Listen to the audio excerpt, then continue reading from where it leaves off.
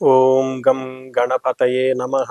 స్వర్ణలక్ష్మి నమస్తే అస్తు. పరబ్రహ్మ స్వరూపిణి రాజ్యం దేహి ధనం దేహి సర్వకామాంచ దేహి మే. ఈ వీడియోలో మనం పరాభావ నామ సంవత్సరం గురించి చెప్పుకుందాం. ఆ యొక్క సంవత్సరానికి ఆ పేరు ఎందుకు వచ్చింది, ఆ సంవత్సరంలో అసలు మనకి ఓవరాల్గా ఎలా ఉండబోతుంది, థీమ్ ఆఫ్ ది ఇయర్ అంటారు కదండి, థీమ్ ఎలా ఉంటుందో మనం తెలుసుకుందాము.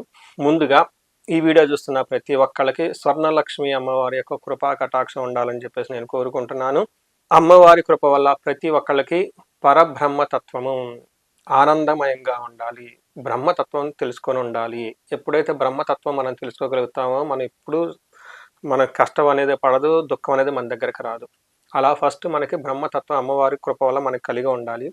నెక్స్ట్ ప్రతి ఒక్కళ్ళకి రాజ్యం దేహి, ప్రతి ఒక్కళ్ళకి రాజ్యాధికారం కావాలి. ఇక్కడ ఎవరైతే మేనేజర్లు ఉన్నారో, సీనియర్లు ఉన్నారో, వైస్ ప్రెసిడెంట్లు, బిజినెస్ ఓనర్లు, రాజకీయ నాయకులు, తర్వాత ఒక వాళ్ళ కింద ఎవరైతే టీం ఉంటారో వాళ్ళంతా రాజ్యాధికారం వాళ్ళందరికీ విశేషంగా కావాలని చెప్పేసి రాజ్యం దేహి ధనం దేహి, మీ అందరికీ చక్కగా ఇంటి నిండా మీరు ఎక్కడుంటే అక్కడ ధనమయంగా ఉండాలని చెప్పేసి అమ్మవారిని కోరుకుందాం. అంతేకాకుండా సర్వకామాంచ దేహి, అందరికీ మీరు కోరుకున్న ప్రతి చిన్న కోరిక కూడాను అత్యంత ఫాస్ట్ నెరవేరాలని చెప్పేసి మనం కోరుకుంటూ అమ్మవారిని, స్వర్ణలక్ష్మి అమ్మవారిని అందరం ప్రార్థించుకుంటూ ముందుకెళ్దాం. ఈ పరాభావనామ సంవత్సరం మనం చూసుకుంటే ఈ పేరులోనే ఉంది. ఇప్పుడు యుగాది 2026 సంవత్సరంలో మనం అడుగు పెట్టబోయేది పరాభావనామ సంవత్సరం.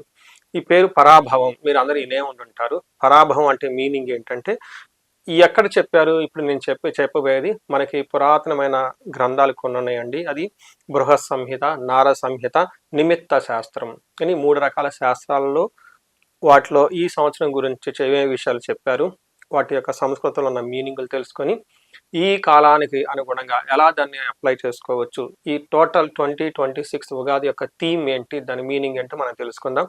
ఇది తెలుసుకోవడం చాలా చాలా మనకి ఉత్తమం అనమాట. రెండోది, ఎందుకు ఈ యొక్క మీనింగ్ ఏంటి, పరాభవం అంటే పరా ప్లస్ అభావం అనే ఒక మీనింగ్ రెండు కలిపితే ఉంది. పరా అంటే మనది కాదు, దూరంగా ఉంది. పరపురుషుడు, పరస్త్రీ అంటే ఏంటి, మన వాళ్ళు కాదు, వీళ్ళెవరో దూరం వాళ్ళు అని. పరాయి వ్యక్తి అంటే మన వ్యక్తి కాదు, దూరంగా ఉన్న వ్యక్తి అని. అభావం అంటే ఏంటంటే అభద్రత, ఇన్ఫీరియారిటీ, మనకి ఫియర్ఫుల్నెస్ అంటే ఏంటి, ఈ సంవత్సరం ఎలా ఉంటుంది, మనకి అభద్రతాభావం ఎక్కువగా ఉంటుంది, దాన్ని తీసేసుకోవాల్సిన సంవత్సరం అని గుర్తుపెట్టుకోవాలి. ఇక్కడ సమరీ ఏంటంటే అవమానం, అపజయం, అహంకారం. అంటే టోటల్గా ఈ 2026 ఇయర్ మనకి ఎలా ఉంటుందంటే మనలో ఎక్కడైనా గనక అహంకారం ఉంటే ఆ అహంకారం అనేది పోతుంది. తర్వాత ఈగో అంటారు కదా, అది పోతుంది. అంతేకాకుండా ధర్మబద్ధంగా మనం పనులు చేయటానికి చాలా చాలా పిల్లర్, ఒక థీమ్ ఈ సంవత్సరంలో మనకు అందరికి ఉంటుంది. అభద్రత అనేది పోగొట్టుకొని తర్వాత మనకి ధర్మబద్ధంగా మనం చేసుకోవాల్సిన టైం ఈ సంవత్సరం ఉగాది 2026 అని గమనించుకోవాలి. మనకి బృహత్ సంహితలో ఒక శ్లోకం ఉంటుంది. అసలు ఉగాది పండుగ మనం ఎందుకు జరుపుకోవాలి, అసలు ఉగాది గురించి మనం ఎందుకు తెలుసుకోవాలి అనే దాని గురించి మనకు ఒక విషయం చెప్తారంటే అధర్మేణ కృతం రాజ్యం క్షయతే. ఎవరికైతే బిజినెస్ ఉంటుంది, ఆర్గనైజేషన్ ఉంటుంది, లేదంటే ఒక మేనేజర్ పొజిషన్ ఉంటుంది, లేదంటే ఒక రాజకీయ నాయకుడు ఉంటాడు, లేదంటే ఒక మంచి టీం, ఒక నాయకత్వ లక్షణాలు కలిగిన వ్యక్తులు ఎవరైతే ఉంటారో వాళ్ళు ఎలా పడిపోతారంట, అపోజిషన్ వల్ల పడిపోరు. మనం అనుకుంటాం రాజకీయ నాయకులు వీళ్ళంతా అధికార పార్టీ, ప్రతిపక్ష పార్టీ, లేదంటే నాకు చాలామంది పాలిటిక్స్ నా చుట్టూ జరుగుతూ ఉంటాయి అని చెప్పేసి చాలామంది అనుకుంటూ ఉంటారు. కానీ అలా కాదంట. ఒక వ్యక్తి కానీ, ఒక సంస్థ కానీ, ఒక బిజినెస్ ఆర్గనైజేషన్ కానీ పడిపోవటానికి గల కారణం అధర్మేణ కృతం. మనమంతా మనం అధర్మబద్ధంగా గనక ఏదైనా గనక తప్పులు చేస్తుంటే వాటి యొక్క శిక్షకి అనుగుణంగా ఆ పదవి కోల్పోవడం జరుగుతూ ఉంటుంది, రాజ్యాధికారం కోల్పోవడం జరుగుతూ ఉంటుంది, మళ్ళీ మేనేజర్ పోస్ట్ పోవడం జరుగుతూ ఉంటుంది. ఇది గమనించుకోవాలి. అధర్మేణ కృతం రాజ్యం క్షయతే అల్పకాలైన భూపానం పరోభవ. అంటే చాలా తక్కువ టైంలోనే అధర్మబద్ధంగా మనం పనులు చేస్తుంటే అవమానాలు గురైతే అవకాశం ఎక్కువగా ఉంటుంది. దీన్ని బట్టి మనకేమర్థమైందంటే కొద్ది కాలంలోనే శత్రువుల వల్ల పరాభవం గురవుతాం ఎప్పుడు మనం అధర్మబద్ధంగా ఉంటే.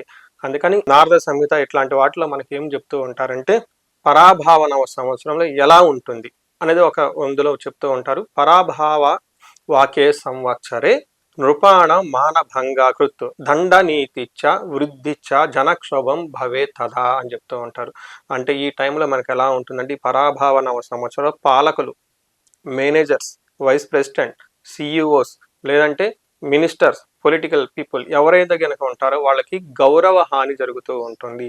వాళ్ళ గౌరవ మర్యాదలకి భంగం కలుగుతుంటుంది. అంతేకాకుండా ఈ సంవత్సరం కఠినమైన చట్టాలు ఎక్కువగా ఉంటాయని చెప్తూ ఉంటారు. ప్రజా అసంతృప్తి, ప్రజలంతా డిస్సాటిస్ఫాక్షన్తో అసంతృప్తిగా ఉండే అవకాశం ఎక్కువగా ఉంటుంది. దీంతో పాటు ఈ సంవత్సరం ఏమేమి పాజిటివ్గా ఉంటుంది, ఏమేమి నెగిటివ్గా ఉంటుంది చూసుకుంటే మనకి ఫస్ట్ ఇది బాగా గ్రోత్ ఓరియంటెడ్ ఉన్న సంవత్సరం అయితే కాదు. పెద్ద గ్రోత్ అయితే ఎక్కువ ఎక్స్పెక్ట్ చేసుకోకూడదు. చాలా సుఖంగా సౌఖ్యంగా ఉండే ఇయర్ అంటే అది కూడా కాదు. ఇది ఏ సంవత్సరం అంటే ఇది కరెక్షన్స్.